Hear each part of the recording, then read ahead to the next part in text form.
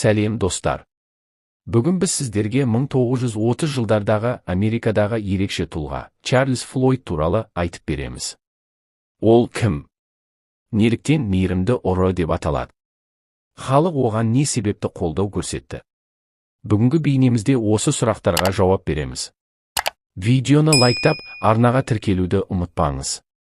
Чарльз Флойд атақты ұры Америкада банктерді тонап қана қоймай, несие ипотекасы бар адамдардың барлық құжаттарын өртеп немесе өзімен бірге алып кеткендердің болған екен. Тоналған банктен кетіп бара жатып көлік терезесінен ақша шашып адамдарды несиелік ипотекалық төлемдерден босатып халықтың зор құрметіне бөленген кезекті бір банк тонауынан кейін куәгерлер Чарльзді алма бетті бар әдемі жігіт сипаттаған газеттер Чарльзге бірден красавчик деген логопад қойды, ал халық оны жаңа дәуірдің Робин Гуды деп санады. Красавчик банкке кіргенде бетін жасырмаған сыпайы және байсалды түрде тонаған ақш басшылары красавчикті халық жауы деп тауып бірден тірідей ұстағысы келді, алайда красавчикті тірідей ұстау мүмкін болмаған. 1934 жылдан қазан айында красавчик полицейлер болған үлкен атыста асқазанына тиген оқтан 30 жасында мерт болды. Чарльз красавчик Флойдтың жерлеу рәсімі не жерден 40 мыңнан астам адам жиналған.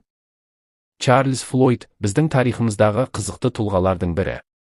Оның әрекеттері бізге кейде қиын кезеңдерде адамның мейірімділігі мен жақсылығының қаншалықты маңызды екенін көрсетеді. Егер сізге Чарльз Флойдтың тарихы қызық болса, лайк басып, арнаға тіркелуді ұмытпаңыз. Келесі видеода кездескенше.